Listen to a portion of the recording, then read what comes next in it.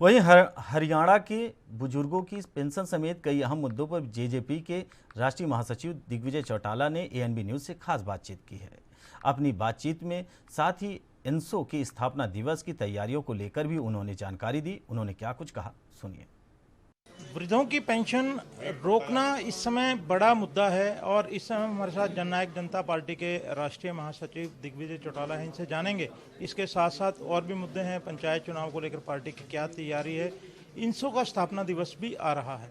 नमस्कार जी। नमस्कार। दिग्विजय जी, ये बताएं कि ये जो वृद्धों में एक भय है कि उनकी पेंशन कट जाएगी, हालांकि जो सरकार की लिमिट है 1,80,000 तक की पारिवारिक आय की, तो इसकी कईयों का ये भी कहना है कि गलत दिया गया, जिस समय पहचान पत्र बन रहे थे ज्ञान नहीं था, तो उसको लेकर क्या हो रहा है? दिक्कत यही हुई है ज़्यादातर कि वो सब पूरी फैमिली की मिला करके इनकम लिख दी गई और उससे कुछ लोगों की जगह पर ये जो है ना कंफ्यूजन पैदा हुई। मैं फिर भी एक बात सोचता हूँ कि सरकार को किसी भी व्यक्ति की पेंशन काटने का अधिकार नहीं है, ना ही कटनी चाहिए। और इस मामले के अंदर हम इस बात के लिए प्रतिबद्ध हैं। दुष्यंत चौटाला उप मुख्यमंत्री अगर हरियाणा सरकार में है, हम किसी बुजुर्ग की पेंशन नहीं कटने देंगे और वो लड़ाई भी हम लड़ेंगे। पेंशन नहीं कटेगी, आप इस बात के लिए निश्चिंत रहें। पेंशन तो हम इस साल अब उनका सम्मान और बढ़ा के उनको देंगे। इस साल के भी आप लगाएं कि लगभग पौना साल ये जा चुका है और इस साल की जो वृद्धि होनी थी वो अभी तक नहीं हुई है। कोई उम्मीद है, कोई ऐसी सूचना है? आप इस बात के लिए रेस्ट एश्योर रहें कि बहुत जल्द उसकी वृद्धि होगी। ये करना तो देखो मुख्यमंत्री उप मुख्यमंत्री की डिस्क्रिशन है, मैं डेट तो नहीं बता पाऊंगा, पर मुझे उम्मीद है कि जल्द वृद्धि होगी।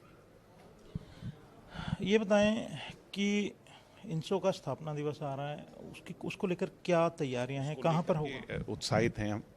इस बार राजस्थान की भूमि जयपुर के अंदर एक रणघोष कार्यक्रम, बड़ा कार्यक्रम हमने तय किया है। हजारों की संख्या में हरियाणा के लोग भी, अन्य प्रांतों के लोग भी और राजस्थान के लोग भी बड़ी संख्या में वहाँ पधारेंगे। बड़ा कार्यक्रम जयपुर के अंदर एक बड़ा ऑडिटोरियम है, उसमें तय किया गया। जयपुर में प्रोग्राम रखने की कोई खास वजह है? निश्चित तौर पर हमारी अपनी पार्टी का अगर एक्सपेंशन चाहते हैं तो उसके लिए फर्टाइल भूमि की जो तलाश है, मैं नहीं मानता कि राजस्थान की भूमि से ज़्यादा कोई फर्टाइल हमारे लिए है। मेरे परदादा चौधरी देवीलाल जी भी, मेरे पिताजी भी, हमारा पूरा परिवार राजस्थान से जुड़ा हुआ है, राजनीतिक तौर पर भी, सामाजिक तौर पर। दूसरा, राज्य में पंचायत चुनाव आ रहे हैं, उसको लेकर किस तरह की तैयारियां हैं?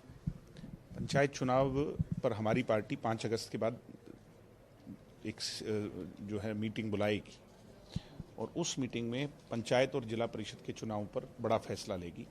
ये फैसला भी होगा कि हम चुनाव डायरेक्ट लड़ेंगे या इनडायरेक्ट लड़ेंगे। उसके बाद हम ये तय करेंगे, अगर हम डायरेक्ट लड़ेंगे, पार्टी के सिंबल पे लड़ेंगे, फिर हम अपने अलाई पार्टनर से बातचीत करेंगे।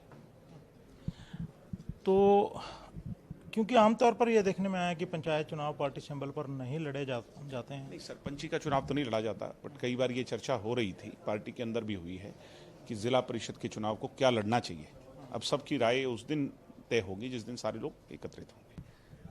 प्लानिंग तो पॉलिटिकल लोग करते ही हैं, इसमें कोई दो राय नहीं। और हमने भी, भारतीय जनता पार्टी ने भी, और हमारे साथ जो निर्दलीय थे उन लोगों ने भी, तो सब लोगों ने मिलजुल करके कोई अपना आंकड़ा सोचा होगा कि हम वहाँ तक पहुँच जाएंगे और हम पहुँचे भी। तो ये है दिग्विजय सिंह, जिन्होंने साफ तौर पर कहा कि जो पेंशन्स का इशू है हरियाणा में, किसी की पेंशन जो है पार्टी काटने के पक्ष में नहीं है, ये इनका कहना है।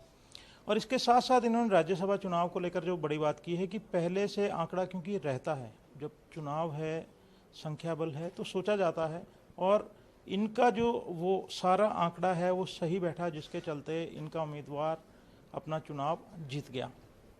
एएनबी न्यूज़ के लिए चंडीगढ़ से कैमरामैन रिजवान के साथ राकेश गुप्ता।